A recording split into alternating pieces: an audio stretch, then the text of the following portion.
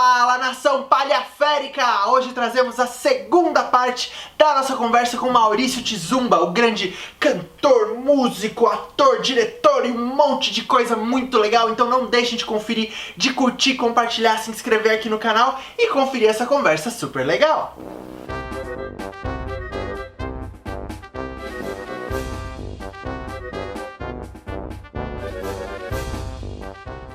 E a força que o povo negro hoje está conseguindo dentro do teatro é uma coisa importante, é uma coisa boa de ver. É uma coisa boa de ver. Agora a gente não precisa ficar esperando ser chamado para fazer um espetáculo. Estou vendo gente aí que já bola o seu trabalho, já bola a sua performance, já bola o seu espetáculo solo. Né? Quando falo solo, por exemplo, a Companhia Volantins, a gente criou uma mostra chamada Benjamin de Oliveira. E essa mostra Benjamin de Oliveira, ela nasce também para abraçar companhias de teatro de outros lugares, de outros estados. Né? Já a sexta edição já da companhia, da mostra Benjamin de Oliveira, e vem gente de várias partes do Brasil trazer o seu trabalho. Por que eu comecei a falar isso? Porque muitas pessoas, muitos negros aqui, pelo menos, começaram a criar performances, espetáculos solos de teatro para poder movimentar, para poder fazer as coisas. Então, a partir daí, nós criamos esse evento chamado Solo Negro, que, inclusive, agora nós estamos até já acabando de fechar, porque nós vamos ter que fazer ele também online. Assim, vamos ter que fazer ele através dessas plataformas, porque não tem como a gente aglomerar, né? E nesse período também do aglomerar, do não aglomerar e da gente estar em casa nesse isolamento social, a gente está aprendendo muito a fazer muita coisa sozinho, né? Desde do próprio cozinhar, do próprio tocar instrumento. Estou vendo muita gente fazendo um monte de coisa assim, né? Quando estou falando estou falando desse povo do Brasil inteiro, essa parte do Brasil que entrou para o isolamento, né? Então, eu tenho visto muita gente desenvolvendo performance nesses períodos que estão em casa. Esse isolamento ajudou também muito para isso, também criarem, estou vendo muita gente criando muita coisa, coisas boas, coisas bonitas, coisas de qualidade assim, que as pessoas estão conseguindo criar. Então. E aí a Companhia Volantins hoje, a gente deu essa parada aí em função da pandemia, que era para a gente estar com o espetáculo em cartaz desde abril, era para estar fazendo um grande evento agora a partir de agosto. Em setembro a gente teria a mostra Benjamin de Oliveira, e em outubro a gente teria os festejos do Rosário. Está tudo parado, tudo parado. Mas eu estou sentindo que toda essa produção que a gente já estava vindo fazendo, ela tá se fortalecendo, porque eu acho que a hora que essa peste der oportunidade, a gente vai ter muita coisa para colocar na rua, e principalmente de teatro mesmo, de teatro na rua. Porque eu tenho essa grande impressão que o teatro na rua vai aumentar muito, porque todo mundo quer ir para a rua. Muita gente quer ir para a rua. Então, eu acho que a gente já está pensando nisso. Eu acho que vale a pena muita gente pensar nisso também, porque assim que a pandemia passar, na rua a gente vai ser um bom potencial para a gente colocar os nossos espetáculos na rua. É claro que vai ter as pessoas que vão querer ir para teatro e tal, mas quem faz teatro ao ar livre vai levar vantagem nesse momento que vai vir pela frente aí. Quando você fala da sua arte na rua, você fala sobre como esses corpos negros eles circulam por esse ambiente, e a sensação que isso traz, né? E pensando um pouco sobre identidade do nosso país, pensando um pouco sobre quem nós somos, né? Deixa eu tentar formular. Pensando nessa questão de identidade mesmo, sobre negritude, sobre essas pessoas brancas que circulam, será que no nosso país a gente tem uma identidade única? A gente se vê como uma identidade? A gente é perdido nessa questão de identidade? Qual é, assim, a sua opinião? Não sei se ficou claro. A questão da identidade mesmo do nosso país. Porque hoje em dia nós estamos ouvindo falar sobre colorismo, a gente está ouvindo falar sobre tantas coisas. E aí eu fico me perguntando, vendo toda essa questão da arte negra chegando com bastante força, com muita dificuldade também, o que será que passa na cabeça dessas pessoas que assistem esses espetáculos? Sim, a gente está nesse nosso Brasil, que é um país racista, e agora mais do que nunca, os racistas estão na rua, eles não estão com medo da gente, não. Eles não estão com medo da gente. Por que eles não estão com medo da gente? Até mesmo porque eles ficam escondidos, né? Ficam escondidos e e bate muito e depois esconde de novo. No Brasil, como o racismo, eu costumo dizer que no Brasil, o racismo daqui é diferente dos Estados Unidos, até mesmo por causa da quantidade de negro. Nós temos muito mais negros aqui do que lá, e aqui, por isso, o racismo aqui, costumo usar um termo assim, não, aqui no Brasil, se a pessoa tiver que matar o outro com a arma, ele não aponta a arma para sua cara, ele aponta a arma para sua nuca, porque não quer, ele te pega por trás, né? Já nos Estados Unidos, não. Nos Estados Unidos, o camarada encara assim mesmo, já mostra o ódio, via na sua cara e atira na sua cara.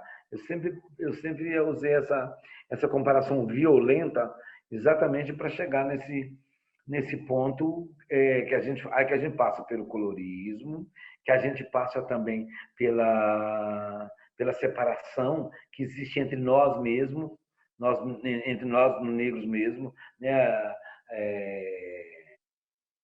Da dificuldade que a gente tem para unir, a dificuldade que o negro tem para unir em determinadas horas, mas tudo isso aí vem em função desde a travessia do Atlântico para cá, que eles costumam jogar, jogava negro contra negro. De repente, quando a gente era sequestrado na África, na costa da África, eram tribos diferentes, eram tribos inimigas, eles colocavam no mesmo bar. Então, são coisas que eles já preparavam, é tudo de premeditado, desde aquela época até hoje. É tudo premeditado. A nossa sociedade, o sistema econômico, o sistema político, o sistema de educação, tudo é preparado exatamente para que a nossa história, a gente cresça contando a nossa própria história.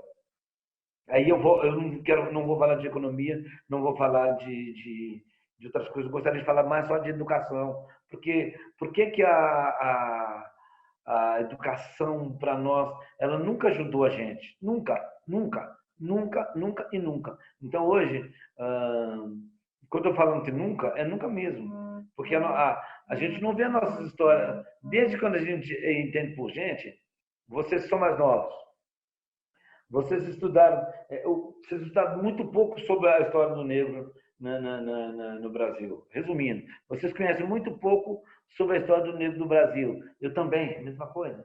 Porque a nós foi negado ter a nossa história contada de maneira verdadeira, ou por nós negros, dentro da nossa história, dentro da nossa educação. Então, a educação tem grande... acho que a maior parte da culpa da situação da gente estar do jeito que está no nosso país é em função da educação. A educação é essa culpada, que ensina a gente que eles posicionam com a gente como se eles fossem maior que a gente, como se eles fossem melhor que a gente, como se eles fossem superior que a gente. E quando eu coloco isso é porque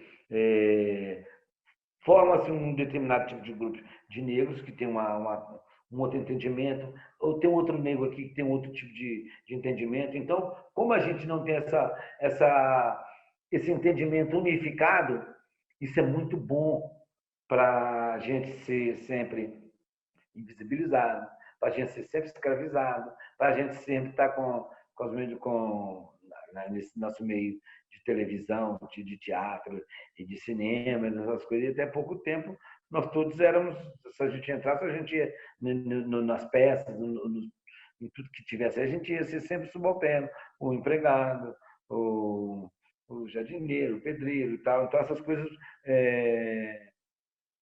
através da educação, não deixou a gente unificar, não deixou a gente, não contou a nossa história direito, contaram a nossa história mentirosa, totalmente equivocada, e com isso não facilitou para a gente unir, para a gente ter essa unidade.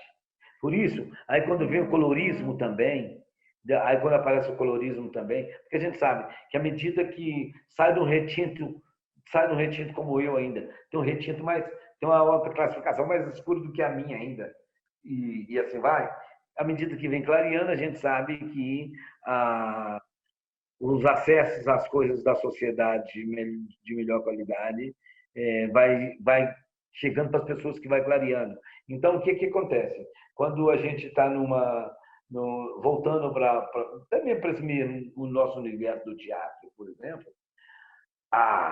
quem está assistindo o espetáculo não aprendeu a enxergar o negro como o criador desse Brasil. Quem trabalhou para construir esse Brasil, que era do índio, foi o negro. Então, eles não conseguem enxergar a gente com um olhar, mesmo na cena. Mesmo na cena, eu te diria, sim, que talvez nessa história do colorismo, o pele clara, por exemplo, ou no caso da mulher, ou no caso do homem, por exemplo, eles podem levar vantagem, sim, até em situações de ganhar papéis, em situações... É aquela coisa, é a mesma lenga-lenga de sempre. E hoje, eu acredito que, pelo fato de a gente não conseguir unificar, a gente ainda sofre muito essas consequências. Hoje, por eles não deixarem a gente unificar, a gente ainda sofre muito essas consequências. Mas eu acredito que as coisas estão caminhando numa direção que o dia que a gente ter... Quando eu falo assim, unificar, não significa que todo negro tem que ser igual a todo negro, não. Eu não penso isso. Eu penso assim, é que a gente pode, sim, continuar fazendo o nosso trabalho, mas na busca dos nossos direitos e dar um jeito de conviver, os pele clara, ter a capacidade de entender e conviver com a gente em paz com as nossas diferenças. Isso que eu acho que é fundamental para a gente conseguir ser enxergado por uma plateia como um artista de valor, porque eles não veem a gente como artista de valor. Então, se eu sou um negro que consigo sobressair cantando, dançando, é perigoso eles me colocar num pedestal tão grande, mas tão grande, mas tão grande, pelo fato de eu cantar, dançar maravilhosamente bem, que falsamente eles pensam até que eu sou branco. Né? Então, eles me enxergam até meio falsamente como branco. Me separa. Eu estou falando da minha pessoa, mas isso pode ser Grande Otelo, pode ser Milton Gonçalves, pode ser qualquer outro ator nosso de teatro, de musicais, que tenha um talento especial. Essa pessoa ganha um outro destaque que um outro ator. Quando eu falo medíocre, estou falando mediano, né? Porque eu acho que não dá para todo mundo ser uma estrela, não dá para todo mundo ser aquele melhor, aquele que dança, aquele que toca. Tudo tem o seu tamanho. Tudo tem o seu tamanho. Então, se você tem um ator que é muito bom interpretando, você tem um outro que é muito bem cantando, então isso tudo tem que ser aproveitado do mesmo tamanho, de uma mesma forma. Então, eu acho que é isso. Com relação ao como essa plateia branca enxerga a gente, pode saber, Letícia, eles ainda enxergam a gente como menos, mesmo se a gente estiver estrelando um grande espetáculo, porque a gente está no Brasil. A gente está no Brasil. te diria que o pensamento nosso brasileiro, inclusive do povo branco, que tem ascensão, por exemplo, às vezes para eles dói, por exemplo, ele sai daqui com dinheiro, com tudo, vai morar em qualquer outro país da Europa ou dos Estados Unidos, o dinheiro dele lá fora não vale nada, porque ele vai continuar sendo um latino. Então, eles têm, às vezes, eles têm essa decepção também de não conseguir ser uma grande história lá fora. Leia-se aí, exceções. Você vai ter uma grande modelo brasileira que vai para lá e ganha fama, ganha história, né? Isso aí são pessoas exceções. Aí você tem um grande pintor brasileiro que vai para fora, ganha também uma ascensão. São exceções. Que no mais, os outros são medianos que merecem ter trabalho com dignidade, ser reconhecido tanto lá fora quanto aqui. E aqui a gente tem um pouco mais de dificuldade exatamente por causa desse olhar racista, preconceituoso, babaca dessa sociedade brasileira, que por incrível que pareça, a gente estava conversando com a menina aí essa semana a respeito de como que a gente vai fazer para mudar essa situação. Nós vamos ter que continuar trabalhando, nós vamos ter que pegar um espírito Angola para a gente continuar ali na luta, trabalhando, porque a gente sabe que o dinheiro, todo o dinheiro que a gente recebe, todo o dinheiro que gira, ele gira na mão do branco para depois chegar na nossa mão. Então, quase que eles medem quase que eles dão a conta, a nossa conta, né? E a nossa conta é sempre menor. Do homem negro é menor, da mulher negra é menor, e assim vai dentro dessa nossa sociedade. E na arte não é diferente, né? Então, eu acredito que é isso. É necessário que a gente venha buscar não unificar, mas pensar na possibilidade da gente até trabalhar junto, negros, não negros, pele clara, pele escura, de maneira tal que a gente tenha as nossas diferenças e sigamos trabalhando com arte e com dignidade, tendo trabalho para todos, que quando se trata de artista negro, é mais difícil. Mas a gente tem que ir nessa direção a partir do momento em que a gente pensar negros, pele clara, negros, pele escura, vamos trabalhar junto e vamos fazer o teatro, que seja na rua, que seja em teatro elisabetano, todo mundo trabalhando, para ter trabalho para todo mundo e fazer o povo acostumar, porque o negro está aí resistindo nesse país, tocando, cantando, dançando, trabalhando como pedreiro. Aí a gente precisa também mais de engenheiros, a gente precisa mais de médicos, porque de artistas e jogadores de futebol negro nós temos bastante, precisamos e precisamos de ocupar, o negro precisa de ocupar todas as áreas brasileiras, principalmente na área política.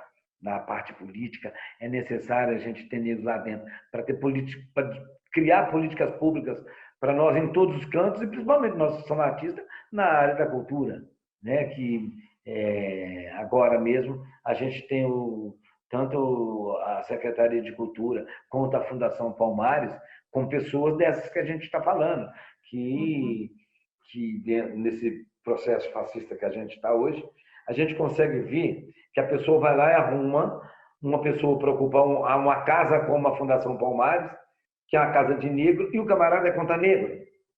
Olha que história. Olha o que esse fascista fez. Ele arrumou um negro que é contra negro. Ele ainda arrumou um professor falso, negro. Então, é um negócio meio que parece que eles estão fazendo... a gente tem que ficar muito esperto, porque, de repente, um professor negro que não tinha diploma desmoraliza o cara, na intenção de desmoralizar toda uma raça, né? Um grupo étnico, né? Mas o que não significa que o meu erro como negro não tem nada a ver com o todo da negritude. E eles têm essa mania de falar assim: se um negro errou, todos vão errar, né? Então a gente tem que começar até a pensar sobre a nossa posição mesmo, uma vez contra o negro dentro dessa sociedade racista brasileira, nessa coisa do unificar, mas de maneira tal que a gente não precisa ter esse atrelamento, até mesmo porque a gente tem esse colorismo, e o colorismo ele é a mesma pessoa assumindo a negritude. Fala assim, não, eu sou negro, apesar da minha pele clara, eu assumo que eu sou negro. Mas aí chega dentro da sociedade, ele é um negro, mas só que ele é um negro de pele clara. Essa pessoa, ela vai ter que estar com a gente trabalhando, né? Ela vai ter que estar com a gente trabalhando e falando pela nossa causa.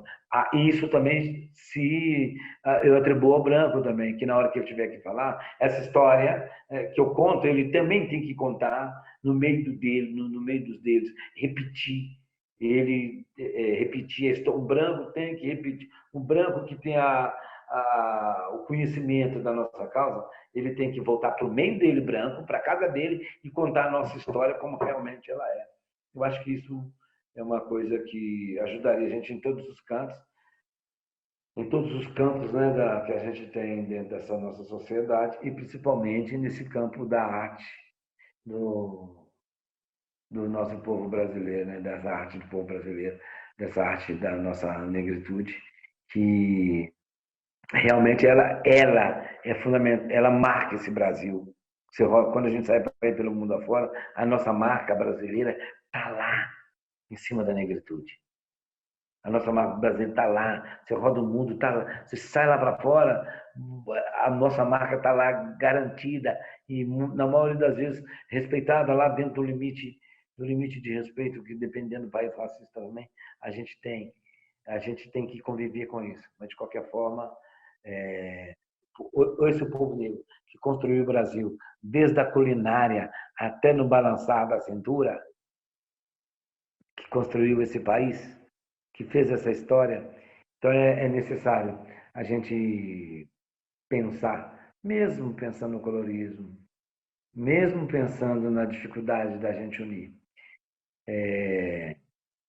a gente tem mesmo que pensar num Brasil que tem as suas diferenças, mas que dá para todo mundo trabalhar dentro dele.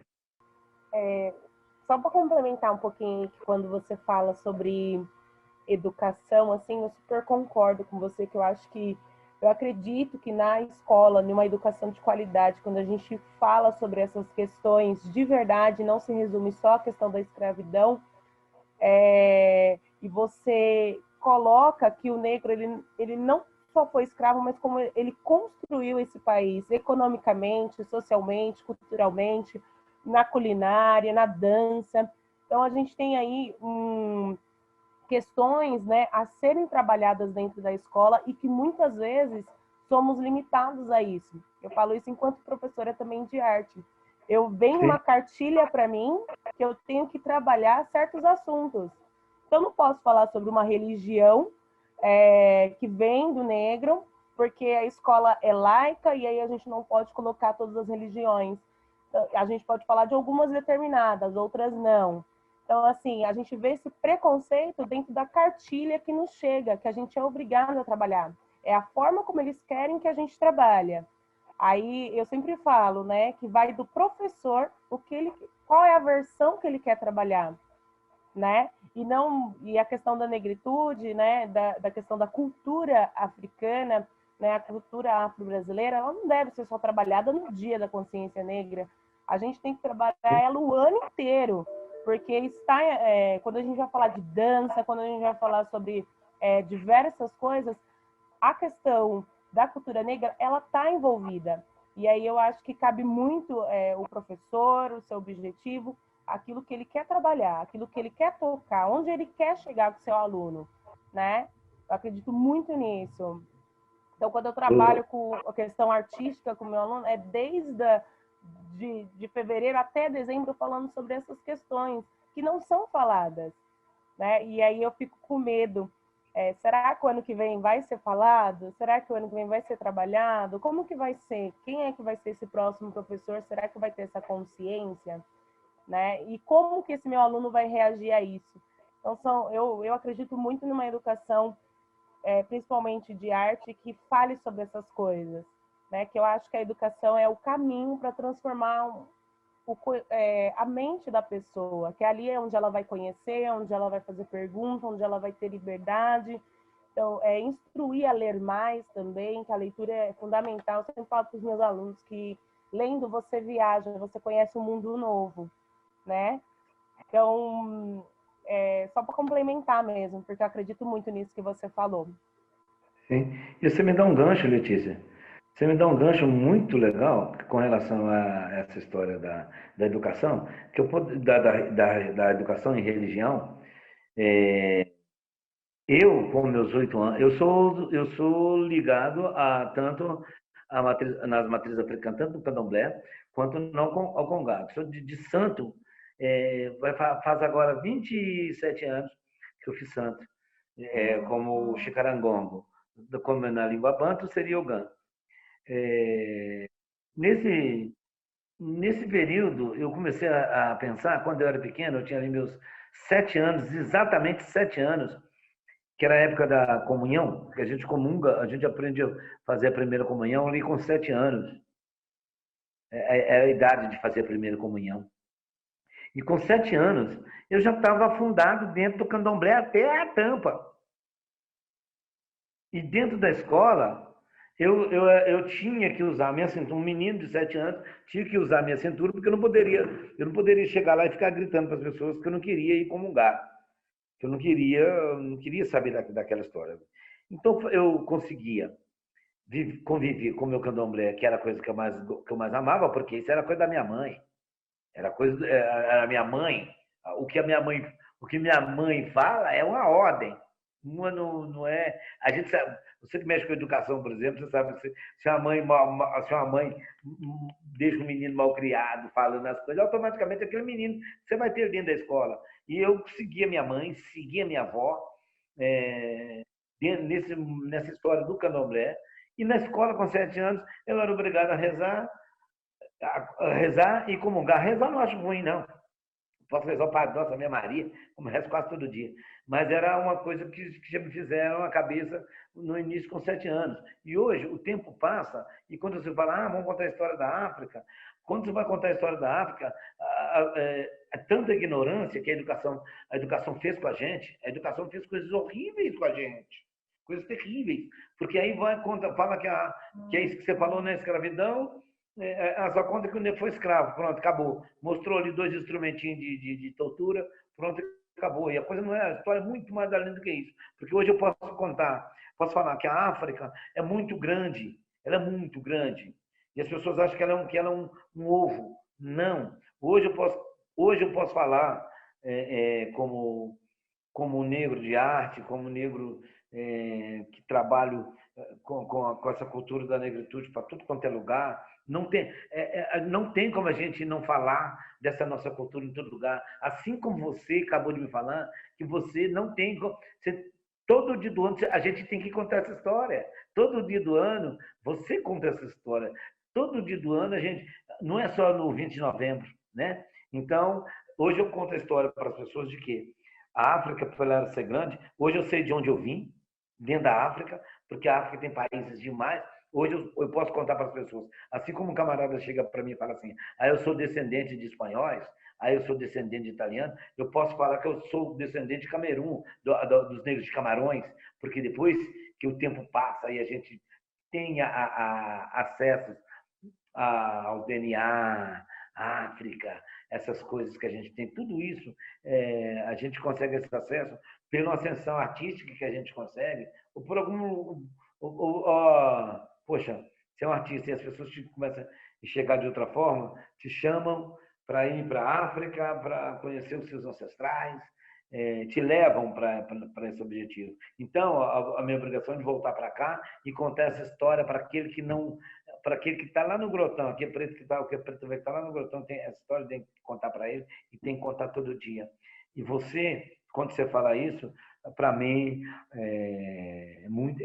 vejo que quando se trata de educação, que é tão maltratada. Olha como é que a educação está no país hoje. Você falando que trabalha com educação, infelizmente trabalhando com a educação de arte. Olha como é que está a arte no país hoje. Então, assim, agora eu sei que eu vou ter que rezar um Pai Nosso, uma Ave Maria para você, Letícia, para você ter força, porque eu sei que sua situação está muito difícil. Olha, você dá aula, você é educadora de arte, você mexe com educação e com arte. A nossa educação está um frangalho, a nossa arte está pior ainda, né? Então, eu acho que é isso. Essa história é uma história que a gente tem que contar todo dia. A gente tem que dar. Tem dia que eu fico cansado de dar aula de negritude, mas a gente tem que sair todo dia pronto com uma aula nova para mostrar para as pessoas que a gente está dentro desse país, que eles forjaram esse país dessa forma. Tudo foi criado para que o país ficasse assim. A gente pensando que a gente, muito negro pensando que é menos, e a gente tem que inverter esse processo de tirar o negro da invisibilidade, a gente pegar nossa dignidade, nossa autoestima e distribuir isso para as pessoas, para todo mundo sair, a gente fortalecer e que a gente possa vir a ter uma cultura negra, uma arte negra muito mais forte dentro desse nosso país. Queria comentar algumas coisas que você falou, Maurício, que eu acho muito incríveis e coisas que eu fico pensando muito também, assim, aí vou só acrescentar algumas coisas que eu pensei e ainda emendar uma pergunta. Para mim, assim, tipo, eu estudei teatro, né? Estudei primeiro interpretação para ser ator e depois eu fui estudar direção numa outra escola, né, na SP Escola de Teatro. E eu fiquei muito chocado, assim, quando eu descobri, por exemplo, figuras como Benjamin de Oliveira, depois quando eu descobri Abdias Nascimento, porque eu fiquei pensando, assim, né, nisso que você fala da nossa educação, né, de como a nossa educação é defasada. Como que em todas as minhas aulas de história do teatro, a gente falou tanto sobre teatro de catequização, sobre José de Anchieta, sobre essas figuras completamente colonizadoras, como figuras de referência e de início do nosso teatro, e eu nunca tinha ouvido falar, por exemplo, no Abdias ou no próprio Benjamin, né? Também estudei palhaço e aí não falava assim Benjamin. E Benjamin, muito mais do que um palhaço, foi um grande compositor, ator, diretor, precursor de tantas linguagens, né? E aí eu fico pensando, né, onde estão nossas referências, né? Por que as nossas referências estão sempre na Europa, estão sempre vindo de uma branquitude, e etc. E aí lembrei também de uma palestra que eu vi da Rosane Borges, né, que é uma comunicóloga maravilhosa, que ela fala sobre essa questão da negritude no imaginário, né? Que aí também vai naquilo que você estava falando, de que a gente precisa de um imaginário que coloque os corpos negros em todos os lugares, em que a gente tenha negros em posição de destaque, etc., e como a gente reverte isso. E me lembrou, por exemplo, uma vez estava vendo uma entrevista com a Zezé Mota, que ela falou de uma peça que ela fez com a Marília Pêra, que era uma condessa e uma serviçal. E aí a Marília Pêra fazia a serviçal, e no primeiro ato a condessa não aparecia. Então ela ficava, era só a serviçal meio que limpando a casa e falando sobre a grande condessa que ia entrar, que ela era uma mulher maravilhosa, era a mulher mais bonita do Brasil e não sei o quê. Nananã.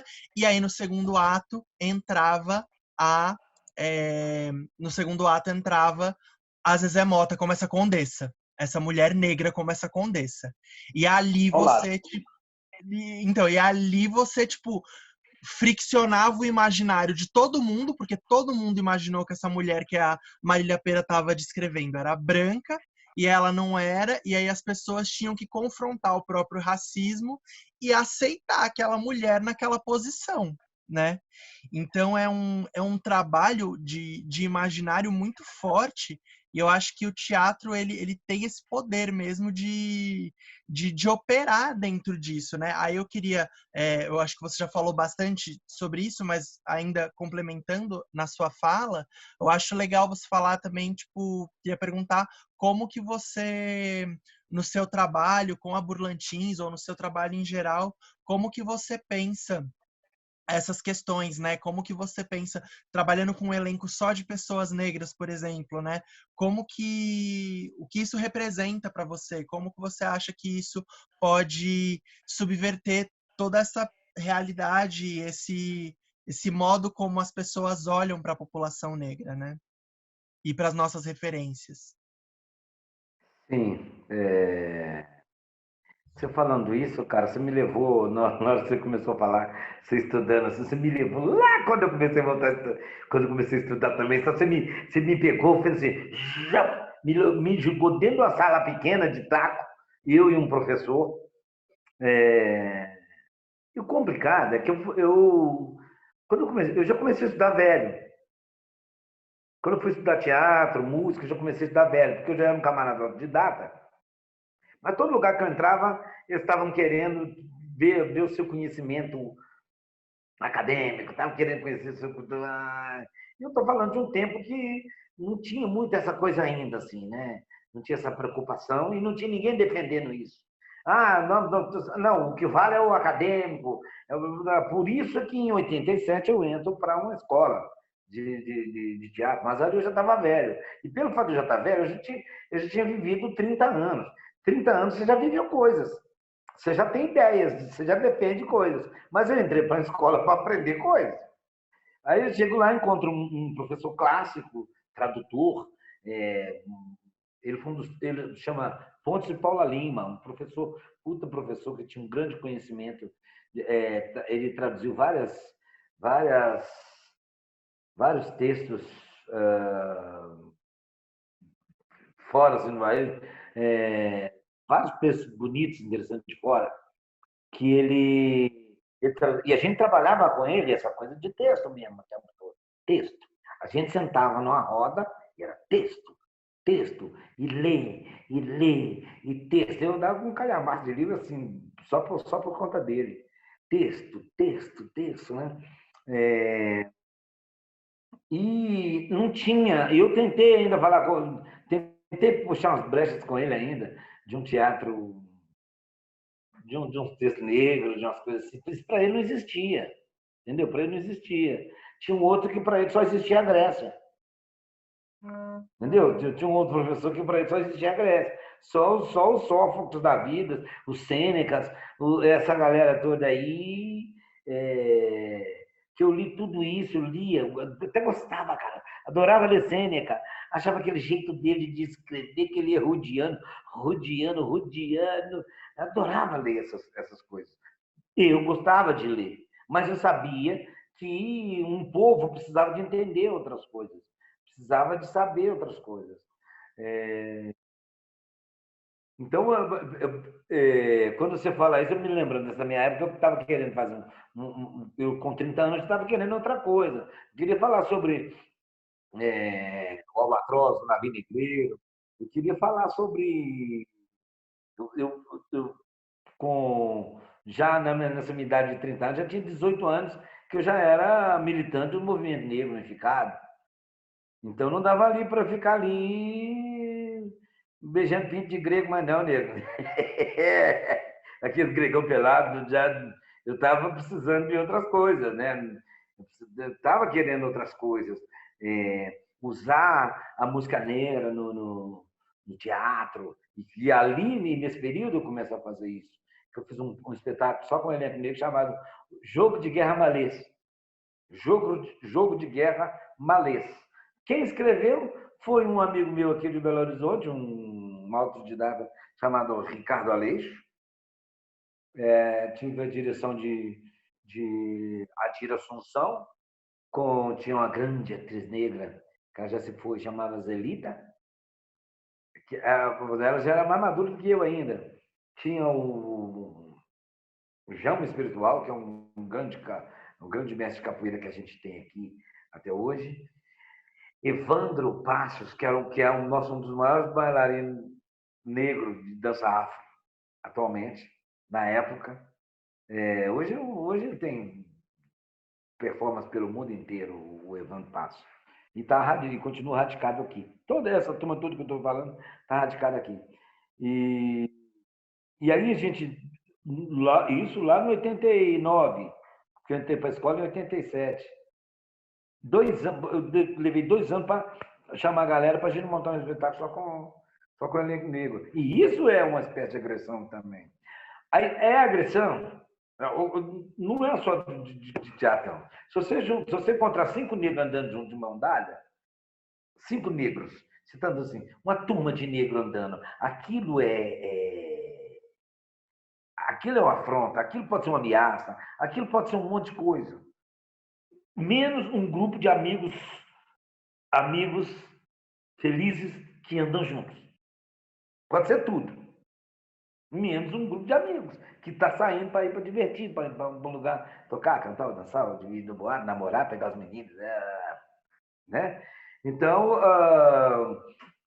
nesse período que eu estava na escola lá, igual você estava, que a gente cria esse trabalho, que a gente chama as pessoas para ir assistir, a resistência era uma coisa absurda. O diretor era muito maluco, lá em 82, ele usou 10 câmeras de televisão, 10 câmeras de televisão com uma câmera que eu andava com ela, em cada câmera que eu chegava, a minha cara aparecia. E eu dava um texto em cada quadrado daquele, assim, tal. Era um negócio muito super moderno, assim, tal, muito maluco. Mas era negros fazendo. Para mim, o texto, igual quando eu fiz Mulher, por exemplo, o Avarento, eram negros fazendo. Eram negros fazendo um espetáculo italiano. Nós fizemos Jean Cocteau, A Máquina Infernal. Jean Cocteau, cara, a Máquina Infernal, eu fazia um Tiresias, um cego, dentro de um universo totalmente branco. O negócio era feito para branco. A montagem foi feita branca, era como se fosse. E eu ali, no meio daquela história toda, me destacando pela negritude, ali, pela cor da pele, dentro daquela história, que é diferente, que aí quando eu. Cara, é tão engraçado quando você fala isso, um belo dia me chamam para fazer um espetáculo infantil, que inclusive eu até ganhei um prêmio de melhor ator, um espetáculo lindo, do Tim Scala, um grande dramaturgo, músico, diretor, compositor do Rio de Janeiro. Entende muito de tudo de clássico, de teatro clássico, de música clássica, ele entende tudo, assim, muito. Então, ele escreveu um espetáculo chamado Pianíssimo, e nesse Pianíssimo tinha lá, dentro de todos os personagens, era uma menina que ia ganhar um piano, e quem ia entregar o piano lá na casa dela, quem ia entregar o piano era eu. Eu que ia carregar o piano para entregar para a menina o piano. O resumo é uma coisa bem racista, né? Vai chegar, compra-se o piano para entregar para a menina, aprender o piano, que a mãe queria que ela aprendesse essas coisas. A pessoa que ensina os meninos tudo, piano, violão, recorreto, pandeiro, tique-tique, equitação, natação e tal, e o piano eram 2 aulas dela. Então eu cheguei lá, entregava o piano, mas antes de entregar para ela o piano, numa dessas coisas que eu te falei que eu aprendi a tocar outros instrumentos, então, nessa de teatro, na hora de eu entregar para o piano, eu tinha que experimentar se o piano estava bom e mostrar para o menino como é que o piano é. Aí ele tocava um samba com a variação de uma parte do Beethoven, que o Tim Scala que fez. Eu tinha que fazer um samba e no meio do samba entrava essa parte ainda assim, da música e tal. Só que a minha passagem no espetáculo era de 8 minutos. Eu só entrava ali em 8 minutos, fazia o que eu tinha que fazer e ia embora. E tinha um personagem bonito, que era uma espécie de um moça, que saía de dentro do piano assim bonito, com aquelas roupas, com aquela peruquinha branca, sabe? Aquela peruquinhazinha branca assim, tá? Aquelas coisas de Luiz XV. Aí, bom, eu pedi ao diretor para fazer, ele falou assim, não dá para você fazer não, cara. Eu pedi o papel. Eu pedi para fazer o personagem. Deixa eu fazer o personagem aí, só. Não, porque o camarada tem estilo skinhead, tá, essas roupas dessas, peruca. Não vai ficar bom, não vai pegar bem. Mas ele falou, já contou tom racista. Aí vai tudo bem. Aí eu fiquei com meus 8 minutos mesmo. Com esses 8 minutos eu consegui ganhar um prêmio de ator coadjuvante aqui em Belo Horizonte. Eu falei, depois de um tempo, por exemplo, se você tivesse me dado pelo menos mais 5 minutos, né? Eu tinha ganhado um prêmio melhor. Mas aí, só que o tempo passa, vem um outro camarada e me dá um personagem louro para fazer. Quando você vai, um personagem loiro. O que é esse personagem loiro? Loiro era só peruca. Eu não precisei de fazer white face. Eu não precisei de fazer white face. Só pus a peruca. Como ator, eu peguei uma postura de um professor branco, que dava aula de português, e toquei esse meu espetáculo para frente. Fui premiado com esse espetáculo também. O espetáculo também ganhou prêmio. Texto também do Tim Rescala. E a gente... eu consegui chegar nas pessoas com textos diferentes, contextos que aí, de repente, nós mesmos passamos a criar textos diferentes dos textos clássicos. Às vezes a gente fazia até algumas sátiras com os textos clássicos, a gente trazia para o nosso meio, porque a gente estudou isso, a gente passou por isso. Quando eu vi você contando assim lá dentro da sala de aula, e com essa coisa de eles ensinarem para a gente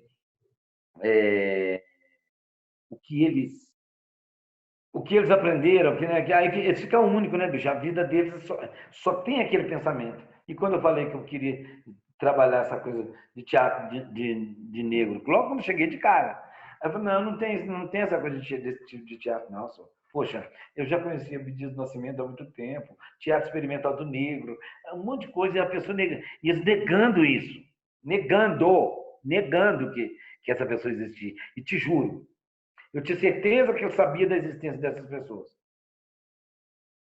Mas eles negavam, eles punham de lado, eles davam um jeito de invisibilizar, assim como faz com a gente, com a vida do cotidiano. Até mesmo porque se você... cara, de Abdias do Nascimento até o Sidã da Zezé Mota, de Abdias do Nascimento até o Sidã da Zezé Mota, foi muita coisa que aconteceu. Foram muitos movimentos de teatro negro, com Ruth de Souza. Ruth de Souza, você lembra que uma atriz mais velha, negra, muito boa de serviço? Ela também teve um movimento negro dela. Milton Gonçalves teve um momento dele que eu também... Milton Gonçalves está até doente agora, tem um AVC. Ele ia até desfilar a escola de samba Salgueiro. Esse ano desfilou com o tema do Benjamin de Oliveira. Um desfile lindo, maravilhoso. Ele ia até desfilar com a gente, mas só que aí ele adoeceu. Mas também era um grande militante da nossa causa negra. Muito. Eu estou falando de 1945. Quando eu comecei... 1945 que o Bidis começa.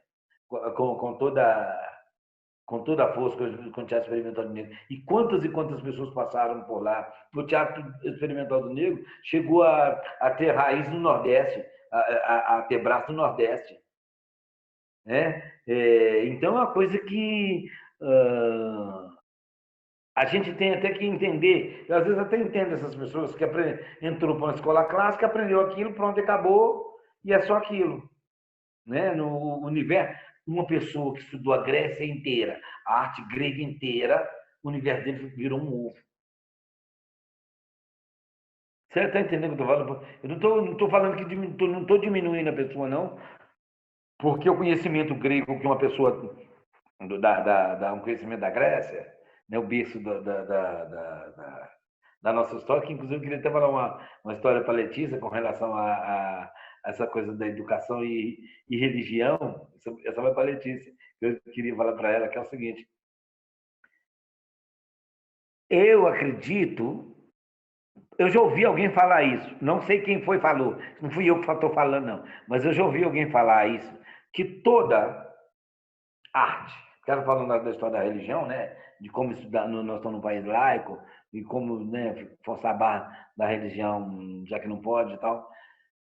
Mas toda a arte, toda ela, sem exceção, vem da religião. Desde a pintura, da música, figurino, dança. Então, aí a gente começa lá nas religiões gregas, passa pelas religiões africanas, passa pelas próprias religiões católicas no passado, né? Aí você vai pintura, música, dança, arquitetura, tudo.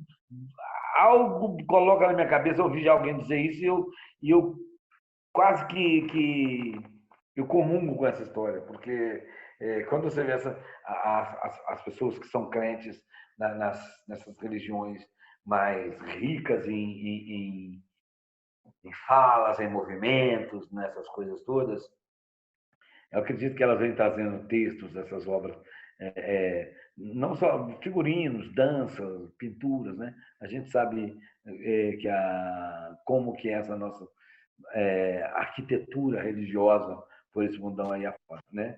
Então, esse é um recadinho para a Letícia. E acreditando mesmo que essas pessoas que estão dentro da academia, estou falando de um pessoal que era da época de Abdias do Nascimento também, mas que abdicaram de abrir o conhecimento, né? Mas foram professores bons que me ensinaram muito e que com eles eu aprendi a apaixonar pelos clássicos dessa literatura mundial. Claro que depois que eu li tudo aquilo, as outras coisas que foram aparecendo para mim foram ficando mais interessantes. Foram ficando muito mais interessantes, né? Então é isso, eu acho que essas pessoas elas contribuíram, né? Contribuíram para a gente, a nossa caminhada, mas, ao mesmo tempo, falando da educação artística, ou da educação de uma maneira geral, essas pessoas também fizeram mal.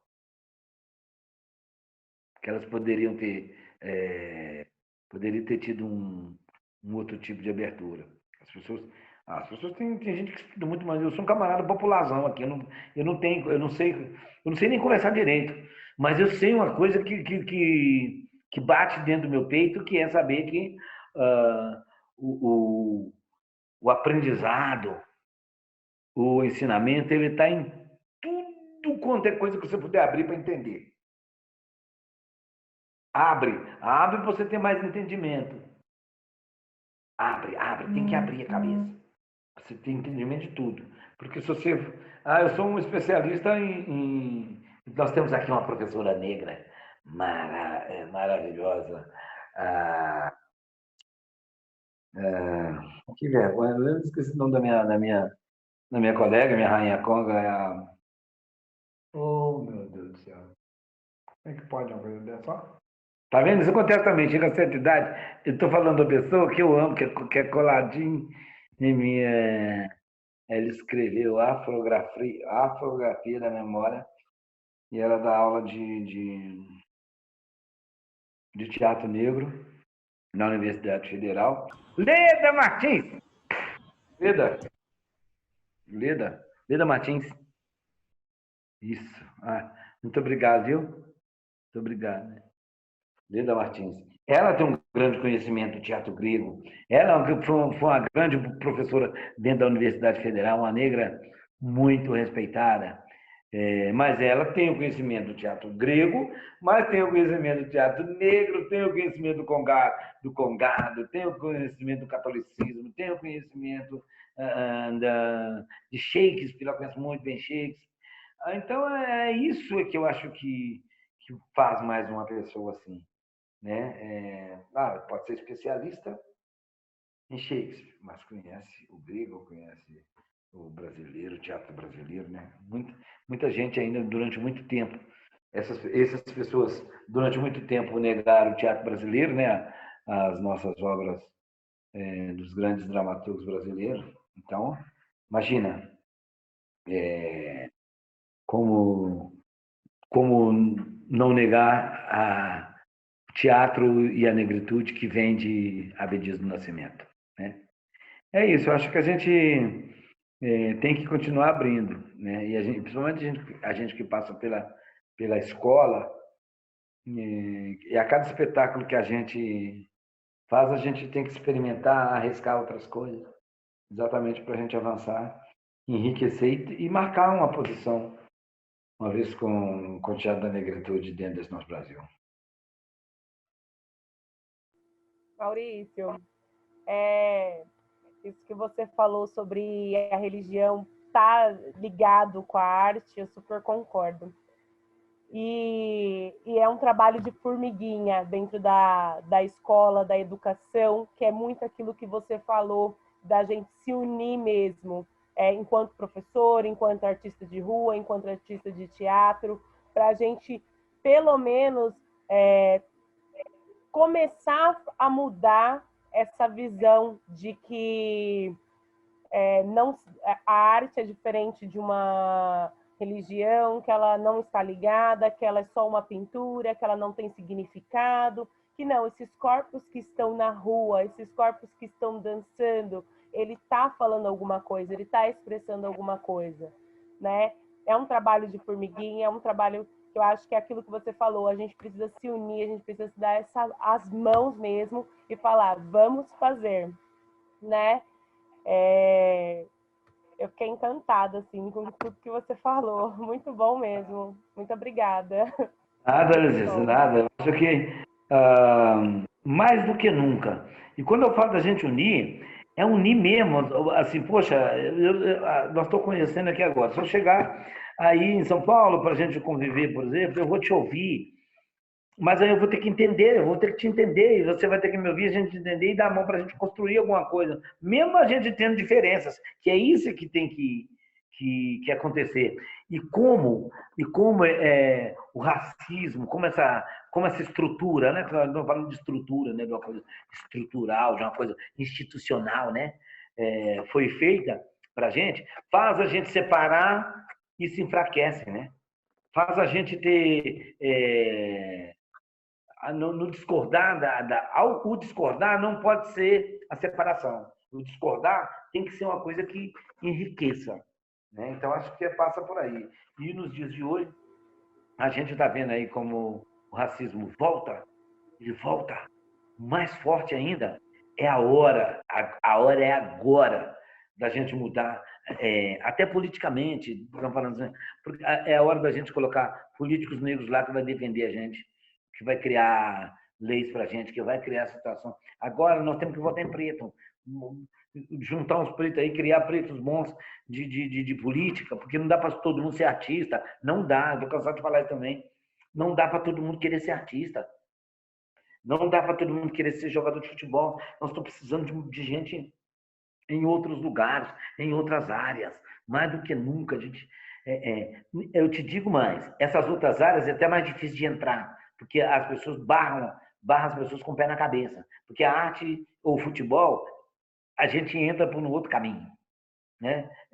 A gente vai atrás de um talento que transcende essa história aí, mas você ter uma ocupação dentro de uma empresa, você ter um cargo de decisões, um cargo que paga, cargo que cobra, né? A gente precisa de ocupar esses lugares aí. Quanto mais negros retintos, e não negros retintos também ocupar outros espaços, é necessário que a gente ocupe todos esses lugares, e principalmente os lugares de decisões, como os lugares da política. Até a eleição está chegando aí, já está na hora da gente voltar a escolher umas pessoas boas e escolher lá e colocar elas lá dentro, porque não tem jeito, é pela política mesmo. A gente não tem como fugir disso também, né? É isso, né, gente? Maurício, eu queria agradecer muito, assim, em nome do Palhaféricos, tanto por você ter participado da live com a gente na semana passada, que foi sensacional. quanto por vir agora conversar com a gente, ouvir nossas ideias, responder nossas perguntas. Para a gente é muito inspirador, é muito importante a gente poder ter grandes artistas como você, grandes companhias como a Burlantins, para poder inspirar a gente a construir coisas novas, né? A trazer